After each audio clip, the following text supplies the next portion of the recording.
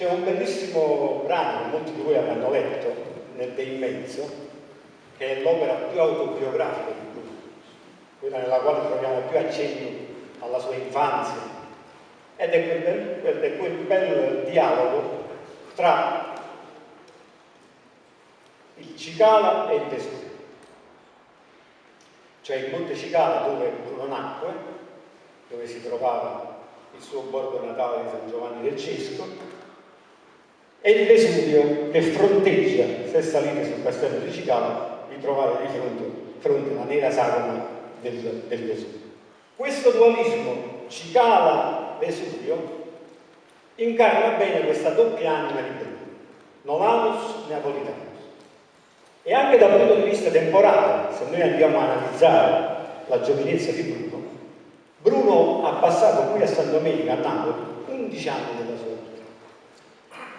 e si è trasferito a Napoli per studiare prima dei 14 anni, come lui riferisce durante il processo elettorale. A 14 anni già smette le sue lezioni private a Napoli, quindi si immagina che il periodo trascorso nella natia Nova e a Napoli sia più o meno equivalente ed abbia quindi influenzato e lasciato l'impronta nella personalità e nel pensiero del Novano allo stesso modo equivalente. È un piacere oggi poter parlare di questa splendida sala, perché appunto non poteva esserci luogo migliore per mettere in evidenza questa napoletanità di Giordano. E il fatto che noi possiamo oggi, nel convento di San Domenico, dobbiamo dare anche a Cesare nel XV,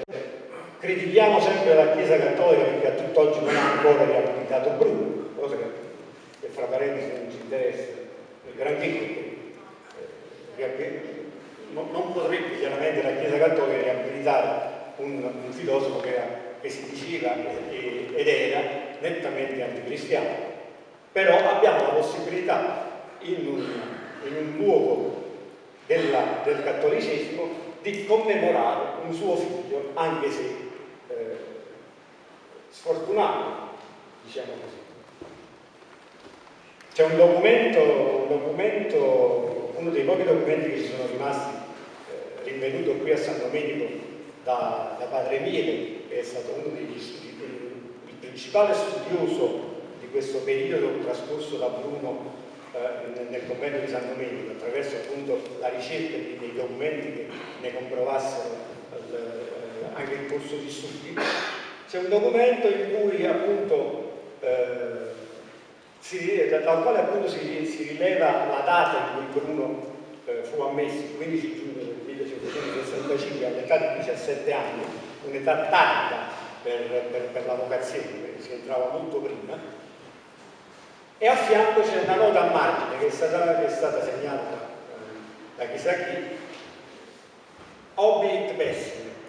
morì in modo pessimo.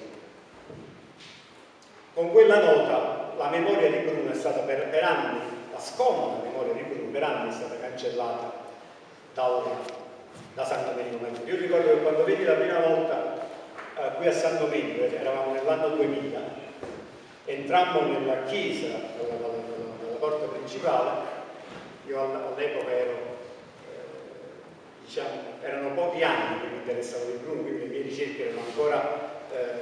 localizzate qui a San Domenico, e c'era un domenicano in preghiera, aspettando chiaramente che terminasse le sue orazioni, e poi gli chiedemmo appunto se lui conoscesse qualche documento, qualche testimonianza che riguardava Bruno. E ricordo come fosse adesso, diceva: Giordano Bruno, non c'è stato mai nessun Giordano Bruno, aveva completamente cancellato la memoria di questo, non poteva riconoscere. Dicevo, sono particolarmente felice di essere tornato in questo posto, in questa sala del resto restaurata magnificamente, perché ho avuto la fortuna di ripercorrere tutto l'itinerario, tutta la peregrinanza di Bruno, che come sapete ha interessato tutta l'Europa in un periodo in cui viaggiare era difficilissimo. Calcolando con le strade attuali, Bruno percorse circa 10.000 km il che fatto con i mezzi dell'epoca, consistevano in carrozze, consistevano nell'andare a dorso nudo o nella migliore delle ipotesi nel seguire il corso dei fiumi sui barconi, è veramente un'impresa eccezionale. Dicevo, ho avuto la possibilità, la fortuna di entrare nei templi della sapienza mondiale, dove lui in ogni caso è riuscito ad entrare, anche se poi veniva cacciato dopo poco nel peggiore dei modi, nella maggioranza dei casi, quindi ad Oxford, quindi alla Sorbona, quindi a Wittenberg, ad Helmstedt, ed è un piacere alla fine poter ritornare in quello che era, in quella che era veramente la sua casa e che lui sentì sempre come la sua casa, perché se voi andate ad indagare un po' la peregrinanza di Bruno, lui in ogni posto dove andava, il primo ostello a cui si rivolgeva era quello dei domenicani, la sua casa, perché pur avendo il suo pensiero preso strade diverse, lui non dimenticò mai la riconoscenza che doveva a coloro che gli avevano dato questa sapienza, gli avevano dato la possibilità di studiare. Perché? Perché tra le molle principali della tra virgolette, vocazione di Bruno, probabilmente la principale, se è vero che uno dei suoi compagni di cella riferì che lui gli aveva confidato che aveva scelto di entrare in convento perché una volta aveva sentito predicare un domenicano dall'altare di San Domenico Maggiore e aveva pensato: questi sono dei in terra. Affascinato da questa sapienza, affascinato dall'arte della memoria, che era uno dei tesori proprio dell'ordine domenicano e del quale non per niente lui si impadronì e gli consentì di realizzare le opere che poi ha realizzato. Dicevo, la molla principale fu proprio quella di accedere a questo pozzo di sapienza che era all'epoca il convento di San Domenico, dotato di una biblioteca o libreria, come si chiamava all'epoca, tra le più rinomate, dove oltre ai testi canonici si trovavano anche numerosi testi di autori eretici, anche se naturalmente l'accesso a questi testi era limitato se non proibito. Dico questo perché voglio fare un rapido riassunto delle curiosità che nel corso dei miei studi ho potuto trovare proprio in questo convento. La prima è proprio questa, che al tempo di Bruno, proprio nello spazio antistante la biblioteca, dove era la biblioteca, nel muro c'era una lapide dove era riportato un breve di Papa Pio V, nel quale il Papa comminava la comunica maggiore a chiunque avesse sottratto testi dalla libreria. Questo perché? Perché innanzitutto dovete pensare che all'epoca San Domenico, oltre ad ospitare l'università del tempo domenicana, ospitava al piano inferiore anche quella laica, per cui c'era un via vai di studiosi, sia religiosi sia laici, che accedevano a questa libreria.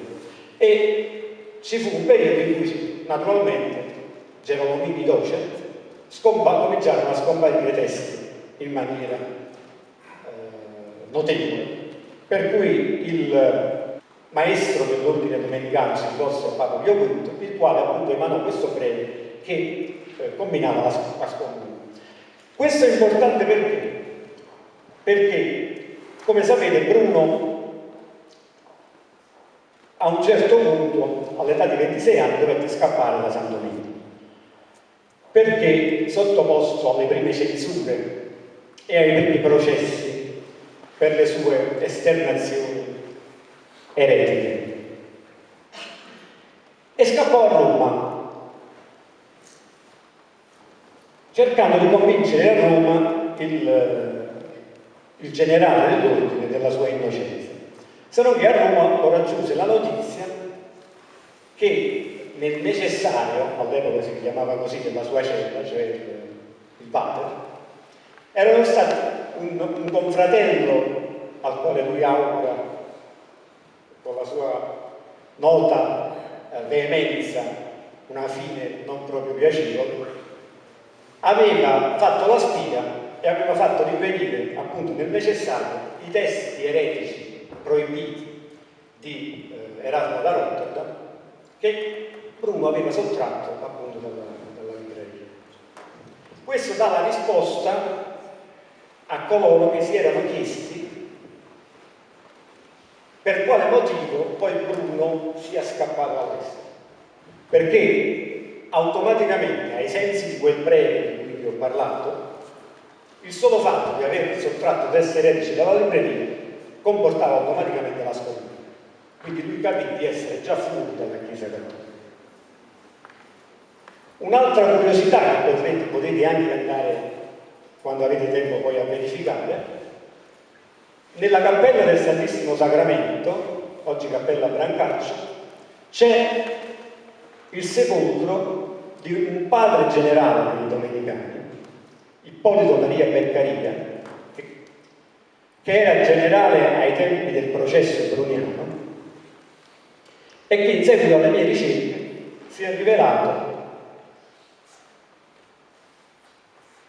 al di là della oleografica figura di Bellarmini che abbiamo visto anche nel bel documentario di Francesco De Falco, il vero nemico di Bruno durante il processo, quello che lo osteggiò maggiormente, mi direte come il suo confratello. Sicuramente bisogna entrare nell'ottica del religioso e in particolare nell'ottica del domenicano. Non dimentichiamo che i domenicani sono i cani di Dio. Non per niente nel loro stemma c'è il cane. Cioè coloro che si sono sempre assunti il compito di vegliare sull'ortodossia e che un fratello, un loro confratello, fosse uno dei peggiori eretici per giunta, arrivando a questa eresia sulla base degli insegnamenti che loro stessi gli avevano dato, costituiva una ferita, vi lascio immaginare quanto cruenta. Ecco perché Ippolito Maria Beccaria durante il processo, quando gli altri cardinali nella votazione sulla opportunità di torturare Bruno votano contro o si dicono per una tortura blanda, lui è l'unico a votare per una tortura aspra e ripetuta. E così quando, poco prima della sentenza, vengono inviati come ultimo tentativo di ravvedimento a Bruno in cella due personaggi del proprio ordine, e cioè proprio Ippolito Beccaria e Paolo di Sarisi, il suo vice, naturalmente questo colloquio finale sortisce soltanto l'effetto di sancire definitivamente la condanna di Bruno. Fra l'altro questo colloquio fra Bruno, Beccaria e Isaresi costituisce il soggetto di un mio fortunato libro, Io dirò la verità, del quale proprio in questi giorni, sabato ci sarà la prima teatrale al Teatro Troisi proprio a Napoli, che appunto porterà sulla scena questo episodio. Vi ringrazio e